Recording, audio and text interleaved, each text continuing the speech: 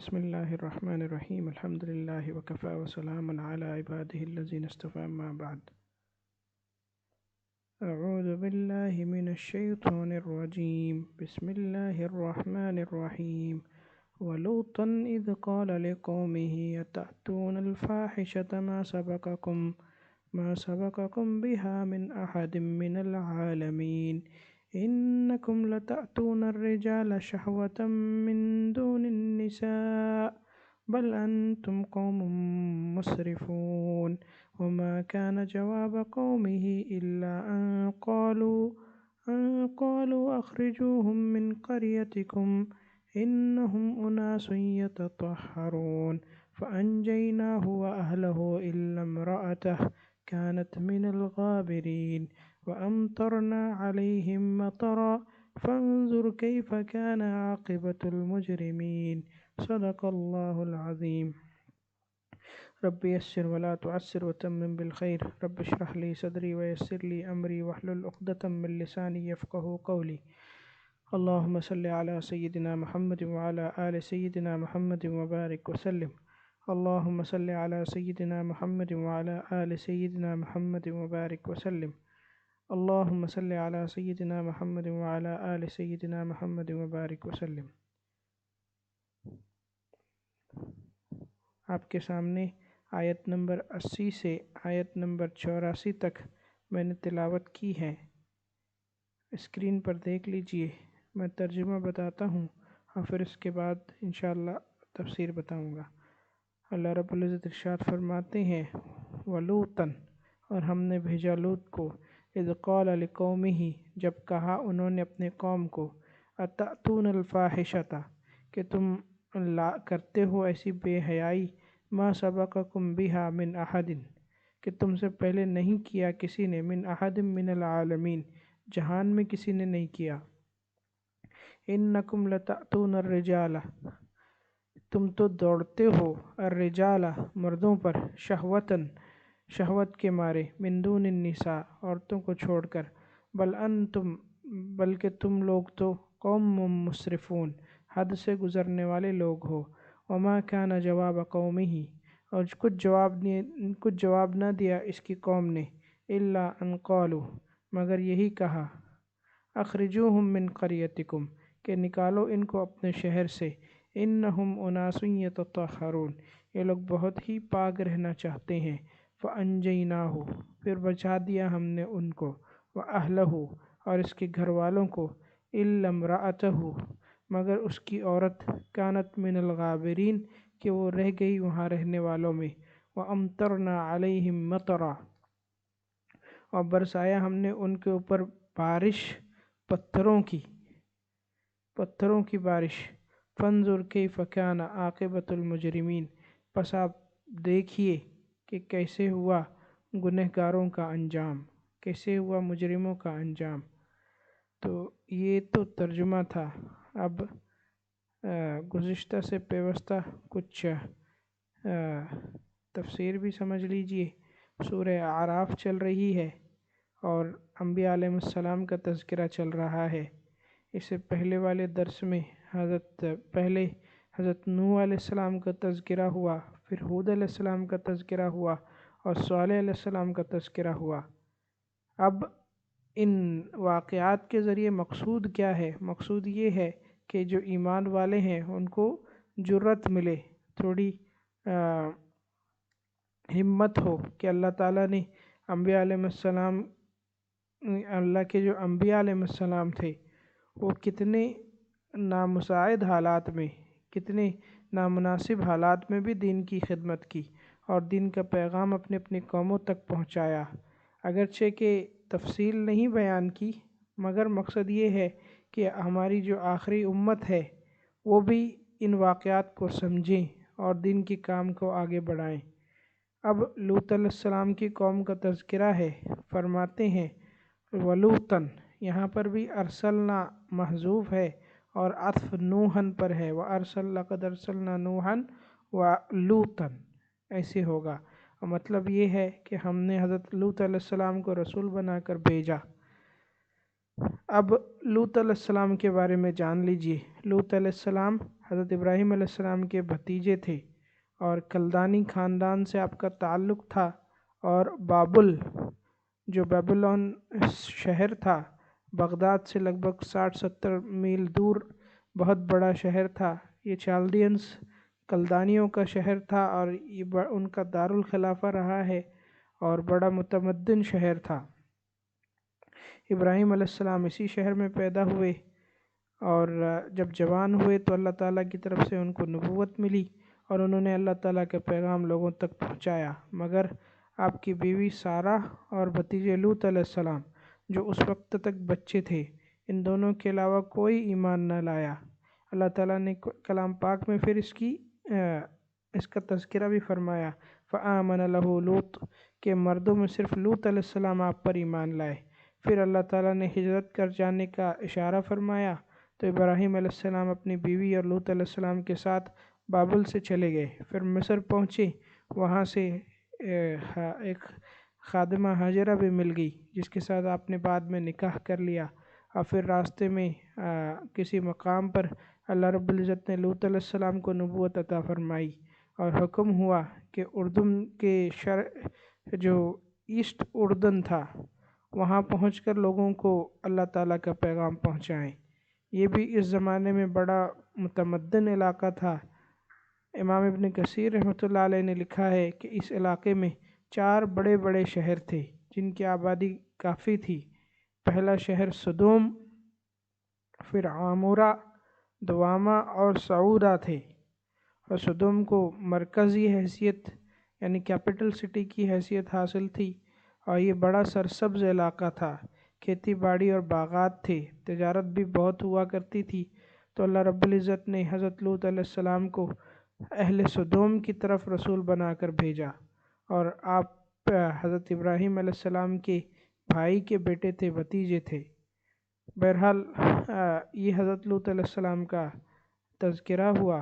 اب یہ سمجھ لیجئے کہ جن جن اقوام کی طرف اللہ تعالیٰ نے اپنے انبیاء بھیجے، ان میں سے بعض مشترک جرم تھے اور بعض مختلف، جیسے کفر اور شرک، یہ سب میں کامن تھا، سب کا مشترک جرم تھا اور اس میں سبھی لوگ مبتلا رہے، اور ایسا کہ پہلے بھی گزر چکا کہ ہر نبی کی پہلی دعوت یہی ہوتی تھی، یا قوم اعبدوا اللہ ما لکم من الہ غیرہ، کہ اے میری قوم اللہ تعالیٰ کی عبادت کرو، اللہ تعالیٰ کے علاوہ کوئی معبود نہیں ہے۔ اور بعض جرائم مختلف اقوام میں مختلف رہے، مثلا شعیب علیہ السلام کی قوم ناپ تول میں کمی زیادتی کرتی تھی، تجارتی بددیانتی کا شکار تھی، اور ہود علیہ السلام کی قوم میں غرور و تکبر تھا، اور صالح علیہ السلام کی قوم اسراف اور تبذیر کا شکار تھی، بے جا عمارتیں بناتے تھے اور لہو و لعب میں مصروف رہتے تھے، اور اسی طرح قوم لوط خلاف وضع فطری یعنی جو نیچرل وے تھا، نیچرل جو طریقہ تھا اس کے غیر ان نیچرل طریقے سے یہ لوگ شہوت دور کرنے لگے، اغلام بازی میں ملوث ہو گئے، یعنی لڑکے ہم جنس پرستی میں ملوث ہو گئے، تو یہ ان کا خاص گناہ تھا۔ اور لوط علیہ السلام کے تذکرے میں پھر ان کی قوم کی جو قبیح گناہ تھا، جو برا گناہ تھا، لواطت یا صدومیت یا پھر ہم جنس پرستی، یہ ذکر بھی آتا ہے۔ یہ لواطت اگرچہ کہ زنا اور لواطت جو ریپ اور لواطت یہ ملتے جلتے جرائم ہیں، مگر لواطت زنا سے بھی زیادہ شدید جرم ہے، کیونکہ یہ عقلی اعتبار سے بھی، طبعی اعتبار سے بھی اور شرعاً بھی ہر طریقے سے برا ہے، ہر طریقے سے برا ہے، اور کوئی بھی عقل سلیم والا بندہ اس کو قبول نہیں کر سکتا۔ اور زنا پھر قطعاً حرام ہے، اگرچہ کہ وہ نارمل جو اوپننگ ہے، نارمل جو محل ہے وہاں پر ہوتا ہے، لیکن کیونکہ غلط طریقے سے اور غلط نیت کے ساتھ کیا جاتا ہے تو اس وجہ سے زنا حرام ہے، اور لواطت کا تعلق تو پھر غلط اوپننگ میں ہی ہوتا ہے وہ، تو یہ زنا سے پھر بہت بڑا جرم ہے۔ اور پھر اس کی شروعات کیسے ہوئی، اس کے بارے میں بھی پھر مختلف اقوال ہیں۔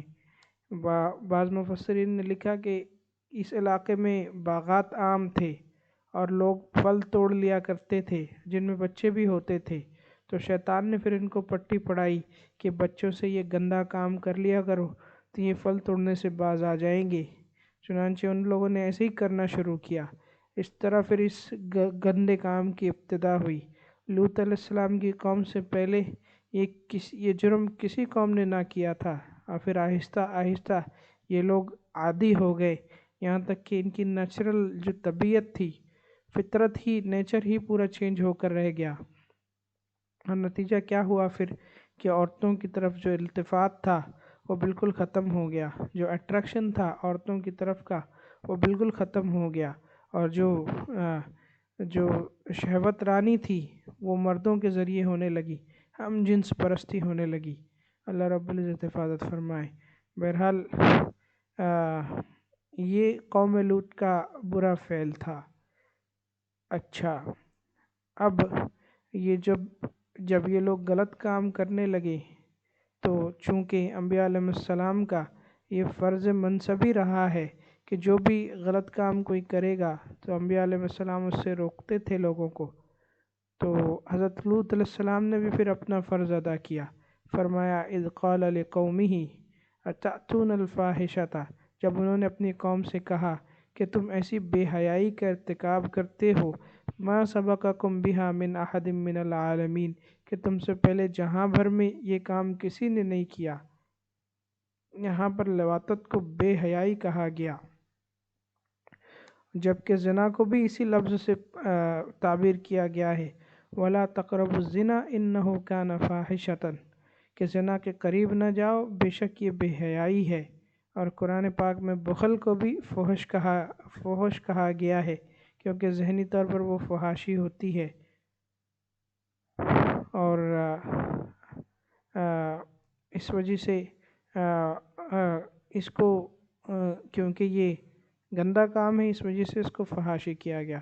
اچھا، اب ایک بات یہاں پر سمجھ لیں، جو بھی جنسی گناہ ہوتے ہیں وہ 4 قسموں پر ہیں۔ سب سے پہلے تو زنا، جو نکاح کے علاوہ جو ایکسٹرا میرائٹل افیئر بول سکتے ہیں، یا پھر زبردستی کسی کے ساتھ زنا بالجبر کیا جائے، اس کے ساتھ مجامعت کی جائے بغیر اس کی رضامندی کے، بغیر نکاح کے، تو یہ پھر زنا ہوگا اور یہ بہت بڑا گناہ ہے۔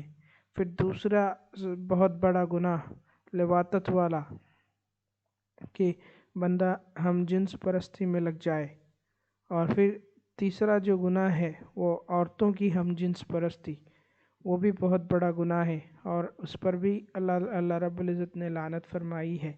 اور پھر چوتھا جو گناہ ہے وہ مشت زنی یا مسٹربیشن، وہ بھی بہت بڑا گناہ ہے، اور اللہ کے رسول صلی اللہ علیہ وسلم نے منع فرمایا کہ ہم لوگ یہ سب کام کریں، اور کلام پاک کی جو آیت ہے وہ بھی صریحاً اس سے منع کرتی ہے کہ نکاح اور جو بھی شادی کے جو افعال ہیں وہ بیوی کے ساتھ یا باندی کے ساتھ ہی کیے جا سکتے ہیں، اور اس کے علاوہ دوسرا کوئی بھی طریقہ اگر کوئی اختیار کرے گا تو وہ حد کو پار کرنے والا ہوگا، لمٹ کو کراس کرنے والا ہوگا۔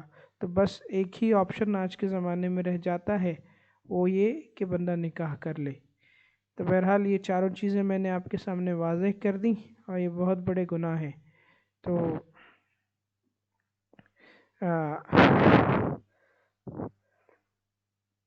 یہاں پر حضرت لوط علیہ السلام نے بھی پھر منع فرمایا کہ یہ تم کیا کرتے ہو، انکم لتأتون الرجال شہوۃ من دون النساء، تم مردوں پر شہوت رانی کرتے ہوئے دوڑتے ہو، عورتوں کو چھوڑ کر۔ دوسری جگہ موجود ہے کہ اللہ تعالیٰ نے تمہارے لیے عورتیں پیدا کی ہیں کہ نکاح کر کے اپنے طبعی تقاضے کو پورے کرو۔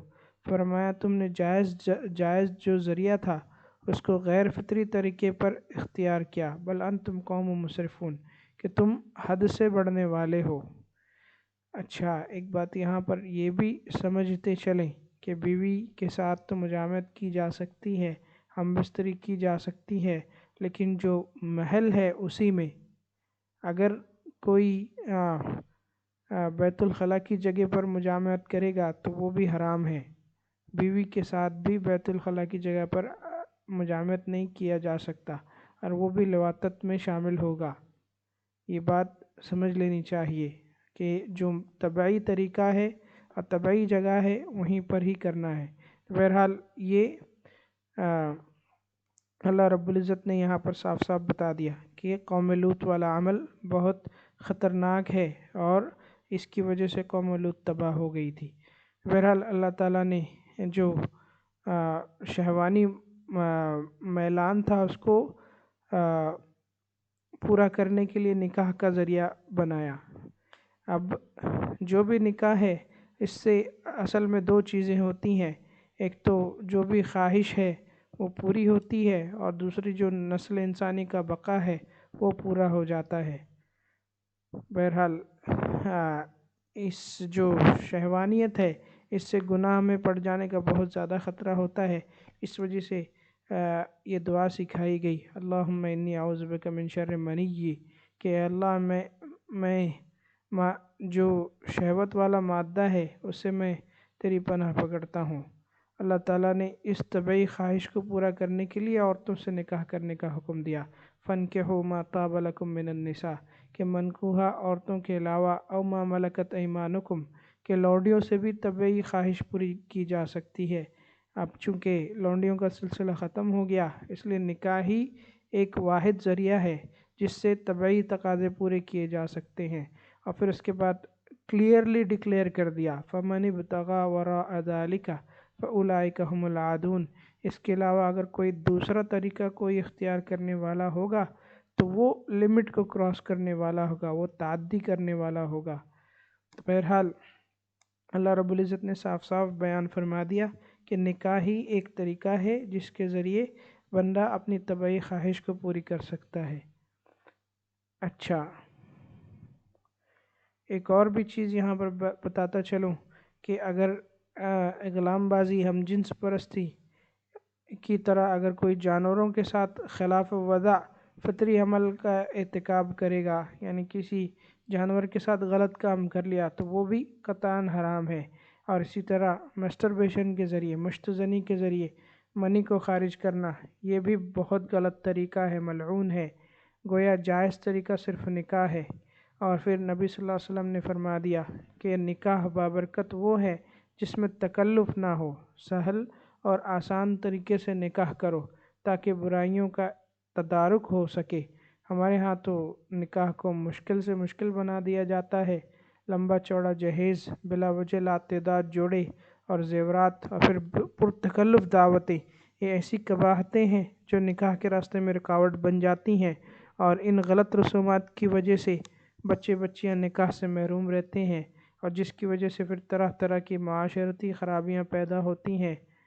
اور پھر اس کے بعد 1 سے 2، 2 سے 3، 4 شادیوں کی آزادی ہے، لیکن اس پر بھی عام لوگوں کا تاثر غلط ہے، اور پھر انصاف نہ ہو جانے کی وجہ سے جو 4 شادیاں نہیں ہو پاتی ہیں، ایک سے دوسری شادی نہیں ہو پاتی، اس کی وجہ سے پھر بچیاں گھروں پر بغیر شادی کے بیٹھی رہتی ہیں، اور پھر فحاشی پھیلنے کا موقع ملتا ہے۔ اللہ رب العزت سے ہم سب کو پناہ چاہنی چاہیے کہ اللہ رب العزت ہماری بچیوں کی حفاظت فرمائے۔ بہرحال جب لوط علیہ السلام نے اس مبینہ فحاشی سے قوم کو منع کیا، وما کان جواب قومہ، تو قوم کا جواب یہ نہیں تھا الا ان قالوا اخرجوہم من قریتکم، کہ ان کو یعنی لوط علیہ السلام اور آپ کے ماننے والوں کو اپنے شہر سے باہر کر دو، انہم اناس یتطہرون، یہ بڑے پاک باز بنے پھرتے ہیں، ان کو ہم گنہگاروں کی بستی سے کیا سروکار ہے، انہیں یہاں سے کسی اچھی جگہ چلے جانا چاہیے۔ لوط علیہ السلام نے حالانکہ پہلے ہی کہہ دیا تھا انی لعملکم من القالین، سورہ شعراء میں تذکرہ ہے، میں تو تمہارے عمل سے نفرت کرتا ہوں، اور آپ دعا کرتے تھے رب نجنی و اہلی مما یعملون، کہ اے پروردگار مجھے اور میرے اہل کو ان کے اس برے فعل سے نجات دے۔ آپ اس علاقے میں عرصے تک تبلیغ کرتے رہے، جس کے جواب میں قوم نے سخت مخالفت کی، آپ کو مارا پیٹا، گالیاں دیں، آپ پر پتھر برسائے، آپ کا مذاق اڑایا، مگر ان میں سے کوئی بھی ایمان نہ لایا۔ آپ کی 2 بچیاں ایمان والی تھیں، باقی ساری قوم آپ کی بیوی کو ملا کر سب خلاف تھے۔ جب لوط علیہ السلام نے ہجرت کی تو اس وقت 2 بچیاں آپ کے ساتھ تھیں۔ پھر اسی وجہ سے اللہ رب العزت نے فرمایا فَأَنْجَيْنَاهُ وَأَهْلَهُ، ہم نے نجات دی لوط علیہ السلام کو، آپ کے اہل یعنی 2 بچیوں کو، إِلَّا امْرَأَتَهُ، ان کی بیوی کے علاوہ کہ وہ عذاب الہی سے بچ نہ سکی، كانت من الغابرین، کیونکہ وہ پیچھے رہنے والوں میں سے تھی۔ اس نے لوط علیہ السلام کے ساتھ تو ہجرت نہیں کی، اور اس کی تفصیل پھر سورہ حجر میں موجود ہے۔ فَأَسْرِ بِأَهْلِكَ بِقِطْعٍ مِّنَ اللَّيْلِ، اے لوط علیہ السلام رات کے ایک حصے میں اپنے گھر والوں کو لے کر نکل جائیں۔ إِلَّا امْرَأَتَهُ قَدَّرْنَا إِنَّهَا لَمِنَ الْغَابِرِينَ، مگر بیوی نہیں جائے گی، وہ بھی پیچھے رہنے والوں میں ہو جائے گی۔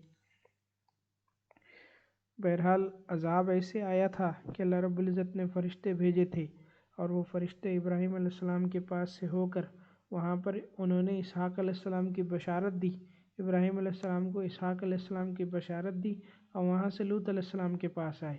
اور لوط علیہ السلام کے پاس جب آئے تو مفسرین نے یہ لکھا ہے کہ انہوں نے خواہش ظاہر کی کہ لوط علیہ السلام ہمیں مہمان بنا لے۔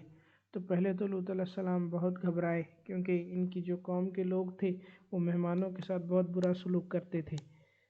تو جب ان لوگوں نے مہمان بننے کی خواہش ظاہر کی تو لوط علیہ السلام نے پہلے تو ان کو ٹالنا چاہا، سمجھانا چاہا کہ وہ لوگ وہاں نہ رکیں اور آگے چلے جائیں، لیکن چونکہ وہ فرشتے تھے وہ لوگ مصر رہے، اور پھر لوط علیہ السلام ان کو لے کر اپنے گھر گئے، اور جب وہ گھر پر گئے تو پھر قوم کے لوگ آئے، اور پھر وہ لوط علیہ السلام سے مطالبہ کرنے لگے کہ یہ فرشتوں کو ہمارے حوالے کر دیں تاکہ ان کے ساتھ بدفعلی کی جا سکے، نعوذ باللہ۔ تو لوط علیہ السلام نے بہت سمجھانے کی کوشش کی، اور یہاں تک کہ کہہ دیا کہ اگر میرے پاس طاقت ہوتی تو میں پھر تم لوگوں کے اوپر ایک اتھارٹی کے ساتھ کھڑا ہوتا، اور پھر میں دیکھتا کہ تم لوگ میرے مہمانوں کے ساتھ ایسے کرتے ہو۔ تو جب یہ بات یہاں تک آ گئی تو پھر جو فرشتے تھے وہ کہنے لگے کہ لوط علیہ السلام آپ یہاں سے چلے جائیں، ہم لوگ تو عذاب کے فرشتے ہیں۔ اور پھر اس میں سے پھر ان لوگوں نے اللہ تعالیٰ کے حکم سے پھر قوم پر عذاب لایا۔ جبریل علیہ السلام تھے اس میں، اور انہوں نے پھر وہ بستی کو اوپر لے جا کر اوپر سے پٹک دیا، اور پھر ان پر پتھروں کی بارش ہوئی۔ اور یہی تذکرہ یہاں پر ہے وَأَمْطَرْنَا عَلَيْهِمْ مَطَرًا، اور برسایا ہم نے خاص قسم کی بارش جن میں سے پتھر برسے، اور سورہ ہود میں پھر تفصیل بھی موجود ہے وَأَمْطَرْنَا عَلَيْهَا حِجَارَةً مِّن سِجِّيلٍ، ہم نے پتھروں سے بارش کی، اور پتھر بھی ایسے مُسَوَّمَةً عِندَ رَبِّكَ، جن پر نشان لگا ہوا تھا کہ یہ پتھر فلاں بے ایمان کے سر پر لگے گا اور فلاں کو ہلاک کرے گا۔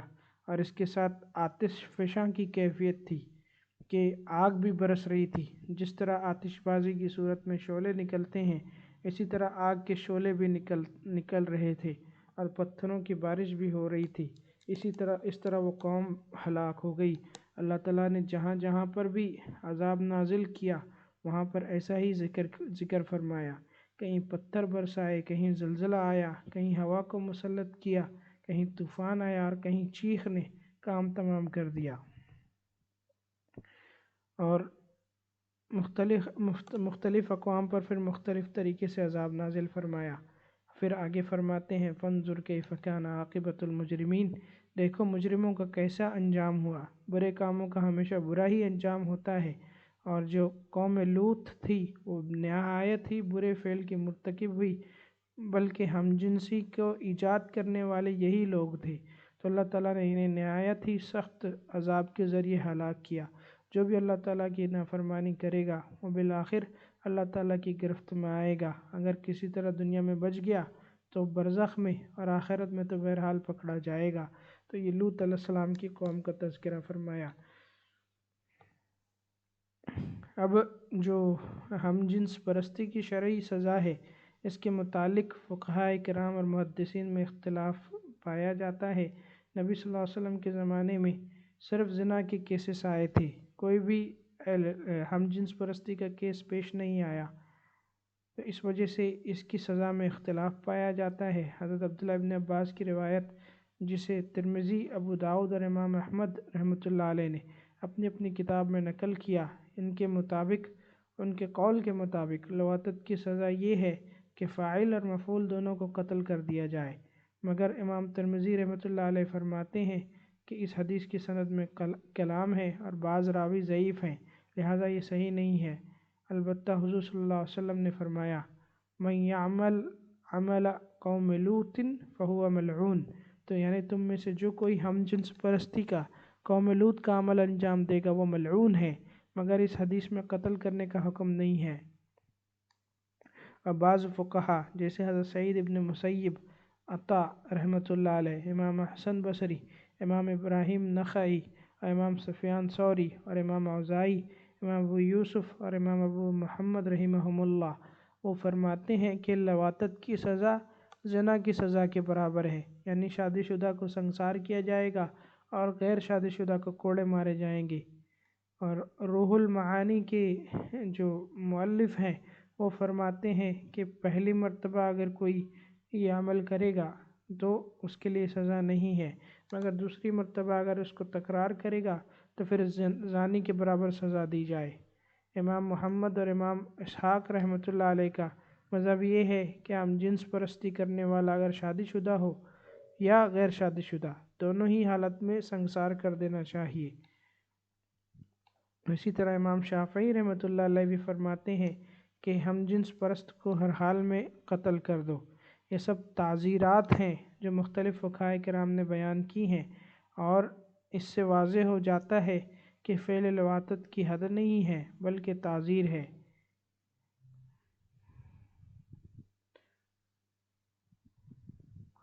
اور ایک اور روایت کے حوالے سے حضرت علی رضی اللہ تعالیٰ عنہ نے لواطت کرنے والوں کو آگ میں جلا ڈالا۔ حضرت ابو بکر صدیق کے متعلق آتا ہے، حدم علیہم حائطً، کہ آپ نے مجرم کو دیوار کے نیچے کھڑا کر کے اوپر دیوار گرا دی۔